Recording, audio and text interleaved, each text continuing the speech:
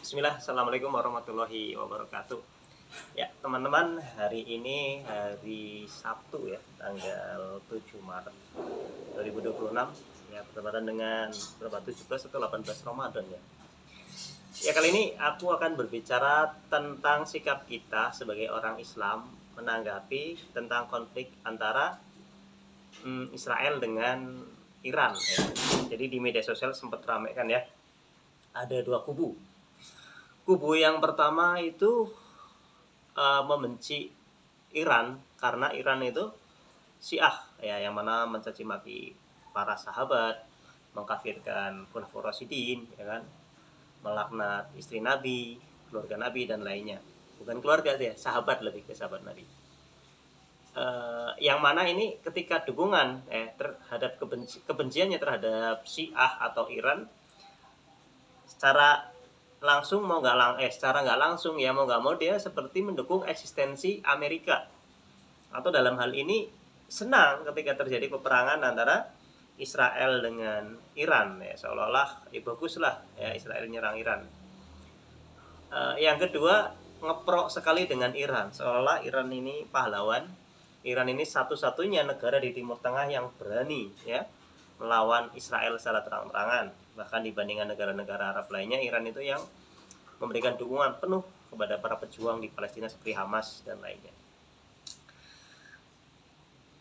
Jadi konflik seperti ini itu sebenarnya mudah ya teman-teman, dalam kaitan dengan al-wala wal bara ya. Kita loyalitas dan berlepas diri. Karena dalam Al-Qur'an sendiri kan Allah berfirman ya di surat tentang Ar-Rum, ketika terjadi peperangan antara bangsa Romawi dengan Persia. Ya, di situ kaum muslimin ya lebih senang dengan kemenangan Romawi. Kenapa?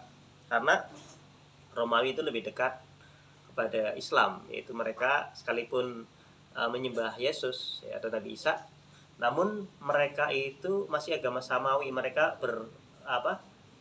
beriman kepada Allah ya. Jadi ada 4 kelompok yang beriman kepada Allah ya: kaum musyrikin, kafir Quraisy di Mekah, Yahudi, Nasrani atau Katolik ya, ini beriman kepada Islam ya, beriman kepada Allah. Semua sepakat ya, kalau kita katakan siapa menciptakan langit bumi ya, siapa yang memberi rezeki, itu mereka menjawab Allah. Perbedaannya hanya di penyembahan saja ya. Yahudi ada yang mengatakan Uzair ibnullah, Nasrani mengatakan Isa ibnullah, adapun Islam enggak ya. Sementara kaum musyrikin di Mekah itu menjadikan sesembahan yang lain yang memiliki sifat-sifat tertentu. Oke, balik lagi ya ke masalah antara Iran dengan Israel. Nah, kita kan harus bijak ya. Maka dalam salah satu pendapatnya sendiri, Ibnu Taimiyah mengatakan bahwa tidaklah sama kebencian kita terhadap orang kafir asli dengan orang yang Islam sesat, sekalipun kita memvonisnya kafir. Karena sesat-sesatnya atau sekafir-kafirnya kelompok Islam, mereka masih beriman kepada Allah dan Rasulnya ya. Misalnya nih, kita ada Yahudi dan Nasrani. Mereka jelas beriman kepada Allah saja, tapi dia tidak beriman kepada Nabi Muhammad SAW. Adapun orang katakanlah Syiah Rafidhah yang kita kafirkan, atau aliran apa ya, Nusairiyah atau aliran Koromitoh misalnya ya, yang paling ekstrim dalam Islam yang dikafirkan, mereka pasti tetap beriman kepada Allah, beriman kepada Muhammad sebagai utusannya Allah. Makanya Ahmadiyah kan dikafirkan ya, karena dia menjadikan ada nabi baru. Jadi dalam hal ini, kata Ibnu Taimiyah juga kan, insya Allah di video selanjutnya akan saya nukilkan ya, saya belum ketemu halamannya, baru beberapa rujukan referensi, tapi saya kurang puas harus lihat yang cetakan aslinya. Kita kebencian terhadap orang-orang kafir asli dengan orang-orang Islam yang sesat sekalipun dikafirkan itu berbeda. Nah, dalam hal ini kita harus bijak. Kita memang nggak suka terhadap Syiah, kita nggak suka dengan Syiah, walaupun Syiah bercabang ya, ada Zaidiyah, ada Nusairiyah, ada Syiah apa gitu kan, macam-macam. Ketika Iran melakukan perlawanan melawan Israel secara terang-terangan, mensupport ya, mendukung gerakan Hamas ataupun Al-Qassam, pejuang-pejuang yang ada di Palestina, kita support ya. Kita support perbuatannya Iran ketika Iran melakukan perlawanan atau membantu pejuang yang ada di Palestina. Ketika kita mensupport, bukan berarti kita mendukung akidahnya Syiah ya. Ini perlu untuk kita adil dalam bersikap. Saya nggak peduli yang melawan Israel itu orang Nasrani, saya nggak peduli yang melawan Israel itu orang Hindu, orang Buddha, orang Islam yang sesat, atau bahkan orang ateis sekalipun, atau sosialis, ataupun komunis. Ketika dia melawan ketidakadilan, dia melawan penjajahan, dia melawan kezaliman, saya akan mendukung. Bukan berarti saya mendukung akidah mereka, bukan berarti saya mendukung kesesatan mereka. Ya, sebagaimana hadis Nabi ketika ada seorang pelacur yang memberikan minum air anjing, ya, air kepada anjing yang kehausan.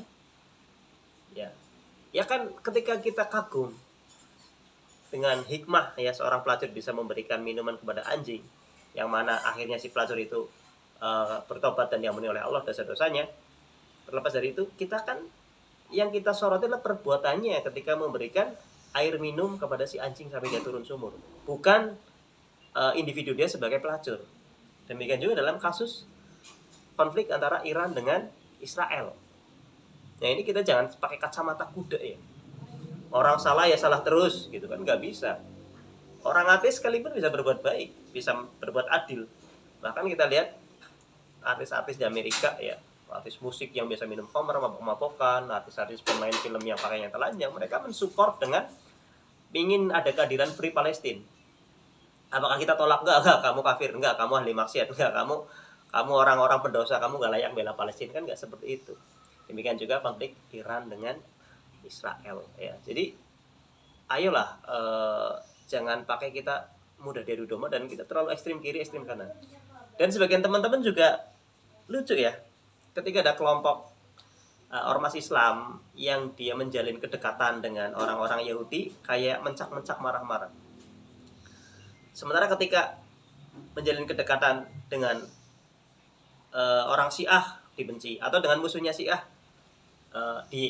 dibela. Jadi gini, dalam kitab Risalah Ahlus Sunnah wal Jamaah yang ditulis oleh Kiai Haji Hasyim Asy'ari, di situ ada dua kelompok Islam yang disesatkan, Syiah dan Wahabi.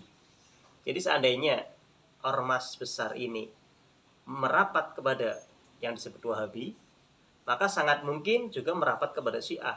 Karena dalam kitab beliau disebutkan ada salah satunya ya dua kelompok Islam yang sesat, yaitu satu kelompok golongan Wahabi dan kelompok Syiah. Dan beliau menyamakan kedudukan antara Syiah dengan Wahabi. Jadi kalau ada ormas atau tokoh yang mendekat ke Wahabi, maka sangat mungkin untuk mendekat kepada Syiah. Nah, kita harus bersikap adil karena mereka sudah menilai dua kelompok ini sesat.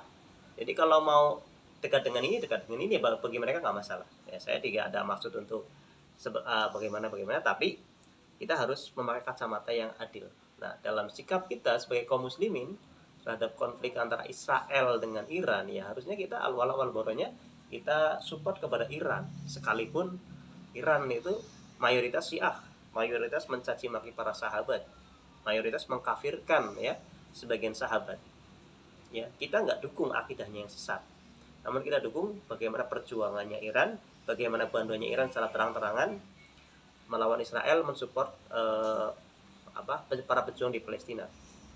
Sekali lagi bukan berarti kita mendukung akidahnya ya. Dan lucu juga ketika seorang yang mensupport Amerika dengan dalil ada ayat Al-Quran bahwasanya yang paling dekat kepada kaum muslimin adalah orang-orang menyebut dirinya Nasrani atau Nasoro. Kan kita lihat konteksnya ya dalam hal ini ya. Saat ini Nasrani memang di awal-awal Islam itu Nasrani itu yang sangat mendukung Islam saat hijrah ya. Hijrah kan ke negeri mana? Itu yang negerinya Kristen kan ya, raja Kristen, dan dia membela sahabat, melindungi gitu. Tapi lihat saatnya, masanya ya. Saat ini kan Trump memang jelas-jelas dia mendukung penjajahannya Israel, bahkan membuat tandingan POP yang itu udah ada PBB, ngapain dia bikin lagi, karena dia ingin menguasai, terlepas masalah geopolitik ya. Jadi marilah kita bersikap bijak dalam konflik yang ada, dan jangan menilai dengan kacamata kuda. Ya, yang kita support itu adalah perbuatannya, bukan akidahnya, bukan keyakinannya.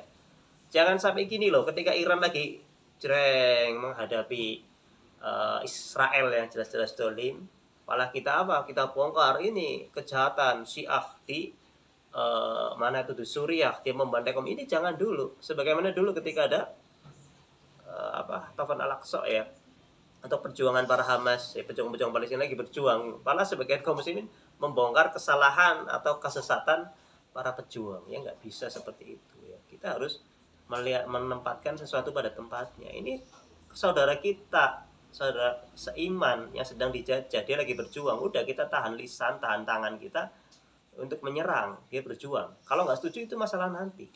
Khilaf akan selalu ada. Bahkan di zaman Nabi juga ketika musyawarah dan strategi perang juga ada perbedaan pendapat. Jadi marilah kita bijak ya di bulan Ramadan yang mulia ini, kita jaga diri kita dari menimbulkan hal-hal yang tidak baik atau bahkan menjadikan media sosial jadi gaduh ya. Mari perbanyak Al-Quran, apalagi jelang 10 hari terakhir ya. Ya kita doakanlah agar saudara kita di Palestina segera mendapat kemerdekaannya, dan juga Israel dan sekutunya segera dimusnahkan oleh Allah Subhanahu wa taala, dihancurkan, dikalahkan, dan Allah berikan kemenangan. Dan kemenangan ini sudah dekat ya kawan-kawan, bahwasanya di Inggris, di Amerika sendiri kan itu sudah sholat tarawihnya luar biasa ya, di pusat jantungnya kota New York. Belum di Inggris, di Belanda, Islam sudah menjamur, banyak sekali kajian-kajian yang dihadiri oleh para remaja. Oke, ya cukup dari saya. Kurang lebihnya mohon maaf. Kalau ada yang nggak setuju, komentar atau apa, nggak apa-apa, tapi dengan bahasa yang santun ya. Nggak semua yang saya katakan ini benar ya. Kalau ada kebenaran itu semata-mata dari Allah. Kalau ada kesalahan ya dari saya pribadi selaku manusia yang penuh dengan salah dan khilaf. Karena selama tubuh kita mengandung kotoran, sisa makanan, itu pasti kita berbuat salah. Ya. Baik itu maksiat, salah ucap atau perbuatan. Oke, terima kasih. Assalamualaikum warahmatullahi wabarakatuh.